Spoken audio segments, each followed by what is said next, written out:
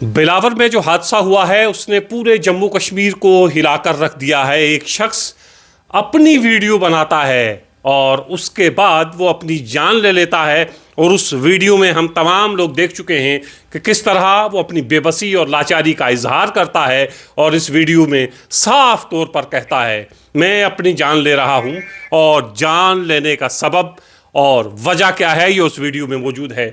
तालिब चौधरी बिलावर में इस वक्त मौजूद हैं। पीडीपी से इनका ताल्लुक है, एक्टिविस्ट हैं, आप तमाम लोग जानते हैं।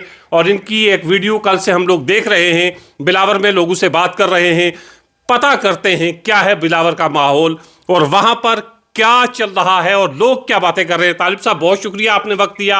आप इस वक्त बिलावर में हैं। तालिब साहब बताइएगा वहाँ इस वक्त क्या चल रहा है।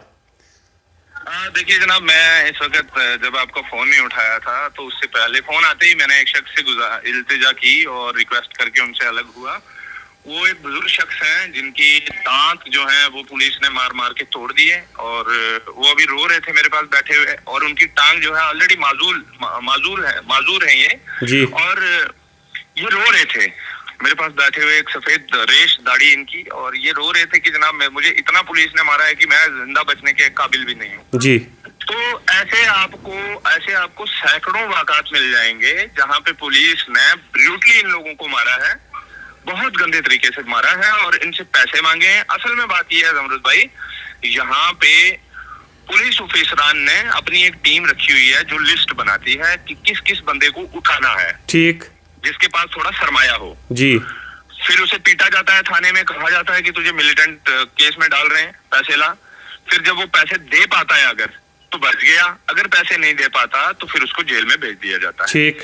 एक यहाँ पे दिमाग से माजूर आदमी, जिसे पागल कहते हैं हम, उस लड़के को इन्होंने इतना पीट पीट के उसको जेल पहुंचा दिया और उसको मिलिटेंट करार दे दिया। यहाँ पे अब मैं एक एक करके ये आने वाले दिनों में परतें खुलेंगी कि यहाँ पे खातून परसों हमसे मिली जनाजे पे, वो रो रही थी, दो खवातीन, कि उनके एक नौजवान बेटे को जो पुलिस अपने लिए काम करवाती थी, पुलिस वालों ने खुद उसको काजू, और ये याद रखिए ये लफ्ज जो मैं काजू आज बोल रहा हूँ जी, काजू और बादाम खरीद के दिए पुलिस वाले ने, जो कि बड़े ऑफिसर के साथ तैनात है, और कहा कि तू वहां जंगल में कोई लोग मिलेंगे मेरे सीआईडी वाले, उनको ये पहुंचा के आना है।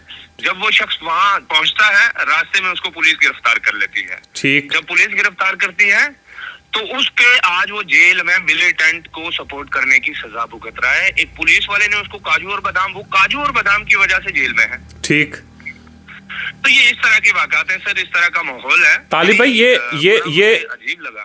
तालिब साहब ये जो कहानी आप सुना रहे हैं ये तो बिल्कुल नाकाबिले यकीन कहानी है कि पुलिस जो है वो इस तरह का रवैया वहां के लोगों के साथ अपनाए हुए है। सर जमरुद भाई, यहाँ पे अजीब बात यह है कि यहाँ पे गद्दी है। बनी बसोली तहसील के अंदर एक बड़ी तादाद, बिलावर के अंदर एक बड़ी तादाद गद्दियों की भी है। बहुत सारी गद्दियों को भी झूठे केसेस के अंदर, जो कि गद्दी मजहबी तौर पे हिंदू है। ठीक।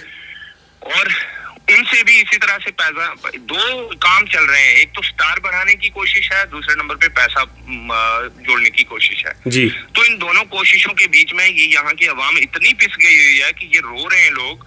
मतलब मैं कौन हूँ सर, मेरे पास क्या पावर है? मैं आया हूँ, मेरे पास रो रो के पहुंचती है, खवातीन रो रही हैं जी, मर्दुजन रो रहे हैं कि हमारे साथ ये जुल्म हो गया, खुदा ना कुछ करिए, हमारे साथ इंसाफ करिए। अब रात से हमें पैगाम मिला, इल्तिजा मुफ्ती साहिबा ने मुझसे बात की और कहा कि तालिब मैं वहां आना चाह रही हूँ ताजियत के लिए। तो मैंने इनको कहा, मतलब ये यहाँ पे फैमिलीज को पता चला तो ये खुशी के आंसू आ गए इनकी आंखों में कि चलिए एक वो लीडर जिन्होंने सबसे पहले हमारी आवाज उठाई, सबसे पहले मीडिया में आके फ्रंट पे हमारी बात की कि ये इनके साथ जुल्म हुआ है बिलावर में, इनके साथ इंसाफ होना चाहिए। लेकिन बदकिस्मती देखिए आप, मैं अब ये चीज जरूर कहना नहीं चाह रहा था, लेकिन मजबूरी ये है कि जब परसों प्रेस कॉन्फ्रेंस हुई दो तीन दिन पहले, जिसमें एडवाइजर टू चीफ मिनिस्टर साहब ने एड्रेस किया मीडिया को, तो वहां पे जब सवाल पूछा मीडिया के आपके लोगों ने कि जनाब आप बताइए कि बिलावर के एसएचओ के ऊपर इल्जामात लग रहे हैं, आप उस पर कार्रवाई क्यों नहीं कर रहे? तो उमर साहब के एडवाइजर ने, जो कि एडवाइजर का मतलब जो सीएम ही हुआ जी, उसकी बात सीएम की बात है बिल्कुल, तो उन्होंने कहा कि जनाब हम बड़े बेबस हैं, हम तो करना बहुत कुछ चाहते हैं, लेकिन है हमारे पास कुछ नहीं। हमारी पुलिस को छीन के एलजी साहब ले गए हैं, उन्होंने हमारी पुलिस चुरा ली है। आज हमारे पास कुछ नहीं है, हम बेबस और लाचार और बेकस हैं। ठीक, मतलब वो मक्खन दीन से भी ज्यादा मजबूर साबित हो रहे थे परसों उमर अब्दुल्ला साहब जी, कि मेरे पास तो कुछ है ही नहीं, मैं क्या करूं यार। एलजी साहब से बात करो ना, पुलिस के मसले में कोई बात करनी है तो उनसे बात करो। सर मुझे ये बताइए, बडाल के मसले में पूछा तो जनाब अस्पताल मेरे पास नहीं है, आप एलजी साहब से बात करो, दिल्ली में बात करो। पीजीआई मैं नहीं भेज सकता, दिल्ली एम्स में नहीं भेज सकता, मैं क्या करूं। यहाँ पे मक्खन दीन के इंसाफ की बात आई, पुलिस मेरे पास नहीं है, एलजी से बात करो। सोपोर में कत्ल हो गया, मेरे से बात मत करो, पुलिस वाले से बात करो, एलजी से बात करो, खुदा का वास्ता। सर फिर आप कर क्या रहे हैं जी? फिर देखिए सर, मान लेते हैं परसों एडवाइजर साहब की स्टेटमेंट को मान लेते हैं, सच में ही पुलिस उनके पास नहीं है, तो फिर आज ताजियत के लिए हैरान कुन बात है, इल्तिजा मुफ्ती साहिबा आना चाहती थी, उनके घर पे लॉक लग गया जी, पहले सुबह उनको घर पे ताला लगा के बंद कर दिया घर पे। और दूसरी तरफ से जावेद अहमद राणा साहब हमारे बड़े हैं, मुझे बहुत एहतराम है, मैं उनकी बहुत सपोर्ट करता हूं, क्योंकि वो कम्युनिटी के लिए काम करना चाहते हैं, उनके पास ट्राइबल मिनिस्ट्री या फॉरेस्ट मिनिस्ट्री है, वो काम करना चाहते हैं और मुझे उम्मीद है वो करेंगे भी इंशाल्लाह, अपनी ताकत से बढ़ के भी करेंगे। लेकिन उनको गवर्नमेंट ने तैनात किया है कि आप जाइए ताजियत के लिए। क्यों? जावेद राणा साहब मिनिस्टर ना होते तो भी उनको आना था, वो इस बिरादरी से ताल्लुक रखते हैं। क्या बाकी लोगों पे कोई फर्ज नहीं है क्या? गवर्नमेंट के बाकी लोग कहाँ मरे हुए हैं, वो क्यों नहीं आते? और अगर इनकी परसों वाली स्टेटमेंट पे यकीन करें कि पुलिस इनके पास नहीं है, एलजी साहब के पास है, तो इसका मतलब है एलजी साहब ने गवर्नमेंट के मिनिस्टर को, जो उमर साहब के साथ ही है, उनको अलाउ कर दिया है हम बिलावर में आने के लिए। और जो लीडर ऑफ अपोजिशन है, इल्तिजा मुफ्ती साहिबा है, जो अपोजिशन की एक स्ट्रांग वॉइस है, उनको नहीं आने दे रहे, तो इसका मतलब है एलजी साहब और आप मिले हुए। अच्छा तालिब साहब, अब और आपकी कोई सेटिंग चल रही है जी। तालिब साहब, आप चूंकि बिलावर में हैं, लोगों से मिल रहे हैं, जरा ये जो मक्खन दीन जिसने खुद अपनी जान ली और उससे पहले एक वीडियो बनाई, असल हकीकत क्या है, क्या कहते हैं वहां के लोग और उनके घर वाले क्या कहते हैं? क्योंकि पुलिस ने तो कहा है कि हमने टॉर्चर नहीं किया है इसको। असल हकीकत ये है सर, ये जो नंगा नाच किया है बिलावर पुलिस ने, ये गर्मियों में, वो आपको याद होगा यहाँ पे कुछ हमने खबरें सुनी थी कि बिलावर में कोई अटैक हो गया, डिस्ट्रिक्ट कठुआ के अपर रीचेस में मिलिटेंट घुस आए, आपको याद है? जी जी जी जी। उसके बाद इन्होंने वाड़वन, जो बकरवाल गुजर बिरादरी के लोग अपने ढोकों में चले गए थे, वहां से पकड़ पकड़ के लाए हैं 60-60, 70-70 साल के बुजुर्गों को घसीटते हुए। कश्मीर तराल से लाया है, डिस्ट्रिक्ट अनंतनाग के बाकी इलाकों से लाया है, और यहाँ पे लाके जेलों में बंद कर दिया। वो बुजुर्ग जो चलने के काबिल नहीं है, उनको हथकड़ियां डाल के जिलेलो ख्वार करके अदालतों के अंदर घसीटा गया। और उस दौरान में ये मक्खन और इसके भाई हिमाचल प्रदेश में थे, ये काम काज करते हैं अपना लकड़ी का जी, लकड़ी काटते हैं और खरीद के उसको आगे बेचते हैं। तो ये रहे उस दौरान में जब ये पकड़ दकड़ थी, ये मुकम्मल तौर पे हर साल जाते हैं, ये हिमाचल में काम कर रहे थे, तब इनके हथे नहीं चढ़े। अब जब वापस आए इन दिनों में, 1 महीना पहले जब वापस आए, तो इन्होंने आते ही धर दबोच लिया इनको जी, वाले साहब को भी उठाया और बेटे को भी उठाया, और यहाँ पे पीट पीट के, क्योंकि इनको ये पता था ये लकड़ी का काम करते हैं तो पैसे वैसे खासे होंगे जी, तो एसएचओ ने पीट पीट के ये मनवाने की कोशिश की कि तू ये बात मान कि तू मिलिटेंटों को आर पार करवाता है, तो ये बात मान कि तेरे फोन में उनके फोन नंबर्स हैं, तो ये बात मान कि तू बॉर्डर क्रॉस करवाता है और वापस वहां पे पहुंचाता है। तो ये सारा माजरा हुआ है, जिसके बाद उसको पुलिस की गाड़ी में डाला, यहाँ बिलावर से ऊपर दूर दराज के इलाके में ये रहता है बेचारा, और बिलावर तहसील जहाँ थाना है वहां से लेके दूर उसके घर के पास पहुंचे, सड़क से, क्योंकि 1 घंटा पैदल चलना है उनके घर को। पुलिस वालों ने अपनी गाड़ी वहां लगाई, उसको भेज दिया था कि जहाँ अपने घर से दूसरा फोन लेके आ। अब ये लड़का बेचारा गया और उसको पता था कि अब मेरी मौत तय है, इसने जाके अपनी माँ से कहा कि देखे माँ, इन्होंने मुझे इतना मारा कि मैं मार बर्दाश्त नहीं कर पा रहा हूँ, मैंने सब मान लिया, ये जबरन मानवा रहे हैं, कह रहे हैं तू मिलिटेंटों का साथी है, नहीं तो मेरी जान ले लेंगे, ये मैंने मान लिया। माँ ने कहा बेटा तुझे नहीं मानना चाहिए था। फिर कहा कि अब मैं माँ क्या करूं, ये मुझे नहीं छोड़ेंगे, ये मुझे मार देंगे। फिर उसके बाद कहा ठीक है कोई बात नहीं, ये चुपके से वहां से निकला, मस्जिद में चला आया, और मस्जिद में आके भाई ने अपना फोन ऑन किया और एक जहर की पुड़िया साथ में रखी, कुरान करीम उठाया, जो वीडियो आपने देखी उसमें रो के इसने कहा कि जनाब मैं क्या करूं, अब मेरी जिंदगी का मकसद ही कोई नहीं। मेरी बात करें तो मेरे पे 21 FIR झूठे हैं, मैं 21 FIR, एक FIR झूठा आप पे होता है सर, तो वो एक केस आपकी जिंदगी तब बर्बाद कर देता है। मेरे जैसे नौजवान पे 21 है, मैं बर्दाश्त कर रहा हूँ, मैंने कभी सुसाइड की कोशिश नहीं की। तो इंसान, एक वो इंसान, आप मखनुद्दीन की शक्ल देखें तो एक पढ़ा लिखा और दीन पे चलने वाला नौजवान, उसने कसम खाई कि मैंने अपनी जिंदगी में कभी ये नहीं कभी कोई मिलिटेंट देखा ही नहीं। उस नौजवान को आपने मिलिटेंट बना दिया। फिर उस वक्त उसने वो जहर पी, खुद जहर खाई, लेकिन वीडियो में जो कुछ कहा, वीडियो में उसने जब पुलिस का नाम ले लिया कि पुलिस वाले मुझे जबरदस्ती मिलिटेंट बना रहे हैं, इसलिए पुलिस कार्रवाई नहीं कर रही है, इसलिए पुलिस अड़ गई हुई है जी अपनी आना पे। क्योंकि पुलिस डिपार्टमेंट का अपना स्टाइल है, वो चाहते हैं कि नहीं जी आज तो हमारी बल्ले बल्ले है, आज तो हम डायरेक्ट दिल्ली के अंडर हैं, अभी कौन पूछने वाला है। लेकिन उनको ये नहीं पता कि अवाम सबसे बड़ी ताकत होती है और अल्लाह रब्बुल इज्जत इस कायनात का मालिक भी है। उसकी लाठी में आवाज नहीं होती, वो कभी भी गिरती है तो फिर समझ ही नहीं आता इंसान। अच्छा तालिब साहब, हम कल से हम लोग ये भी देख रहे हैं कि वहाँ के जो एमएलए हैं वो भी अपने लोगों के साथ खड़े हैं और बड़े ज़बरदस्त तरीके से अपने लोगों की वकालत कर रहे हैं और उनके लिए लड़ रहे हैं। तो डॉक्टर रामेश्वर साहब की जनाब आप बात ही ना करें, वो तो मतलब मुझसे भी पहले, मैं इस कम्युनिटी से ही ताल्लुक रखता हूँ, तो मसला ये है कि हमसे भी पहले वो रात को ही पहुंच गए थे, क्योंकि हमें तो रास्ते में अड़चने लगाई इन्होंने, पुलिस ने आने नहीं दिया जी। हम फिर बच बचाओ के हमने जंगल का रास्ता लिया और वहां से पहुंचे। डॉक्टर रामेश्वर साहब ने तो बहुत स्टैंड लिया सर, इनफैक्ट आज भी खड़े हैं। मुझे उम्मीद है वो इस पूरी लड़ाई के अंदर सर-ए-फहरिस्त के सिपाही, इनफैक्ट मैंने तो अपनी स्पीच में कहा है कि हम सारे लोगों की तरफ से अपनी सपोर्ट एक्सटेंड करते हैं डॉक्टर रामेश्वर साहब को, एमएलए बनी है जो, हम सब उनके पीछे चलने को तो रेडी हैं जी। वो लीड लेंगे, हम उनके पीछे हैं। तालिब साहब आखिर में बस ये बता दीजिएगा कि ये जो इल्जामात लग रहे हैं, पूरा का पूरा पुलिस तंत्र तो ऐसा नहीं हो सकता।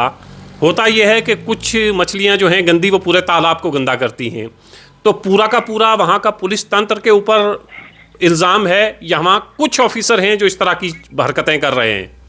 जमरूद भाई, कल मैंने एक बड़े पुलिस ऑफिसर से मुलाकात की, मैंने उनसे कहा, मैंने कहा जनाब, और मैं इस चीज का चश्मदीद गवाह हूँ, शहीद आसिफा के केस में सुप्रीम कोर्ट में जब हम गए तो सुप्रीम कोर्ट के चीफ जस्टिस ऑफ इंडिया थे उस वक्त के, मिश्रा साहब, उन्होंने जब ये इन्वेस्टिगेशन देखी तो उन्होंने कहा कि मैंने आज तक अपनी जिंदगी में इतनी साइंटिफिक इन्वेस्टिगेशन कभी नहीं देखी। जमरूद भाई, वो किसने की थी इन्वेस्टिगेशन, आपको पता है ना? पुलिस ने, क्राइम ब्रांच ने जी। तो मैंने कहा जनाब, वो सारा जम्मू कश्मीर पुलिस को जाता है, आप खुदारा एक सरफिरे, एक स्टार लेने और पैसे ऐंठने वाले चंद एक उसके बदमाशों के चक्कर में पूरे पुलिस डिपार्टमेंट को क्यों बदनाम करवाएंगे? बिल्कुल सही। इसमें तो एसएसपी साहब हैं, डीआईजी साहब हैं, आईजी साहब हैं, डीजीपी साहब हैं, इन सबको कोशिश करनी चाहिए कि पुलिस डिपार्टमेंट की साख को बचाया जाए। जम्मू कश्मीर की पुलिस जो है बहुत ही ईमानदार भी है और बहुत ही अच्छे तरीके से काम भी करती है, इसमें कोई शक नहीं है, लेकिन बीच में अगर इस तरह के बदमाश हैं तो उन पे नकेल कसनी चाहिए ताकि इबरत बने जी, ताकि मिसाल कायम हो। तालिब साहब, लेकिन मुझे जी तालिब साहब, लेकिन मुझे अफसोस अब इस बात का आ रहा है कि मुझे नहीं लग रहा कि पुलिस डिपार्टमेंट और एडमिनिस्ट्रेशन चाह रही है कि इस केस को, हमने कल कहा उनसे, जो बड़े ऑफिसर से बात हुई तो मैंने उनसे कहा जनाब आप मेहरबानी करके, हम भी चाह रहे हैं और आप भी कोशिश करिए कि ये केस रसाना की तरह लाइन ना पकड़ ले, आप इसमें जल्दी कोशिश करिए कि इंसाफ हो, लोगों को आने दीजिए। लेकिन चहारम है सर, 40वां है, 15 है, तो इसमें लोगों की ताजियत का मामला होता है, हमारी मजहबी रसूमात है, लोगों की एक दूसरे की ढारस बंधाई होती है, दुआ होती है, दुआया प्रोग्राम होते हैं, तो आप मेहरबानी करके लोगों को ना रोकें। लेकिन आज ये समझ में आ रहा है, इल्तिजा मुफ्ती साहिबा को रोकने के बाद समझ में आ रहा है कि ये तो हमें यहाँ ताजियत के लिए भी अलाउ नहीं कर रहे, तो ये इंसाफ की उम्मीद थोड़ी सी मुश्किल, थोड़ी सी मतलब शक के दायरे में। लेकिन आप तालिब साहब, आप वहां पे हैं, आप हैं एमएलए बनी हैं और वहां के लोग अब सरकार से चाहते क्या हैं, एडमिनिस्ट्रेशन से चाहते क्या हैं, किस तरह की इंक्वायरी हो? हमने सरकार से सबसे पहली जो डिमांड रखी थी वो सबसे पहली ये थी कि 10 लाख रुपया कंपनसेशन दीजिए, एक सरकारी नौकरी उनकी अहलिया को दीजिए। नंबर 3, हमने फिर बाकी चीजों को हटा के एक ही डिमांड की कि जुडिशियल इंक्वायरी करिए किसी सिटिंग जज साहब के अंडर। ठीक। बाकी पहले छोटी छोटी डिमांड्स थी कि एसएचओ का नाम एफआईआर में ले आइए, दूसरे पुलिस वालों का नाम एफआईआर में ले आइए और उनको नौकरी से एकदम बर्तरफ कीजिए, जो अभी तक इन सब में से एक भी डिमांड पूरी नहीं हुई। तालिब साहब बहुत शुक्रिया, आप भी दिखाता है और पता नहीं इसके पीछे क्या खेल है, नहीं समझ आ रहा जी। तालिब, मुश्किल है सबको समझना। ठीक है तालिब साहब, बहुत शुक्रिया आपका। ये तालिब चौधरी इस वक्त बिलावर से हमारे साथ फोन लाइन पे जुड़े हुए थे। बिलावर का पूरा इलाका इस वक्त सोगवार है और वहाँ एक ऐसे शख्स ने अपनी जान ली है जिसने डायरेक्ट पुलिस पर इल्ज़ामात लगाए हैं और कहा है कि पुलिस ने मुझे टॉर्चर किया और अब मैं बेबस हूँ और मैं अपनी जान ले रहा हूँ। लेकिन जम्मू और कश्मीर पुलिस के ऊपर एक सवालिया निशान ज़रूर है। जम्मू कश्मीर पुलिस को ही अब इस सवालिया निशान का जवाब देना है। अब इस सवाल का जवाब देना होगा अपनी तहकीकात के ज़रिए, अपनी इन्वेस्टिगेशन के ज़रिए कि साफ़ और शफाफ इन्वेस्टिगेशन हो। जो इसमें कसूरवार है उसे सख्त से सख्त सज़ा दी जानी चाहिए ताकि ये एक जो दाग लगा है इस दाग को साफ़ किया जा सके। जाहिर है जम्मू और कश्मीर की पुलिस जानती है उसे कैसे काम करना है और माजी में बेशुमार बड़े बड़े काम, बड़ी बड़ी इन्वेस्टिगेशंस जम्मू कश्मीर पुलिस ने की हैं, पाए तकमील तक पहुंचाई हैं। लेकिन कभी कभी कुछ ऐसे लोग ज़रूर हर जगह होते हैं, जाहिर है पुलिस डिपार्टमेंट में भी होंगे और हैं, जो सिर्फ़ और सिर्फ एक ही ज़बान जानते हैं, वो लाठी की ज़बान है। वो एक ही चीज़ देखते हैं, वो पैसा है और उसके चक्कर में कभी कभी इंसानी जानें चली जाती हैं। उम्मीद है इन्वेस्टिगेशन होगी, उम्मीद है मक्खन दीन के घर वालों को इंसाफ मिलेगा।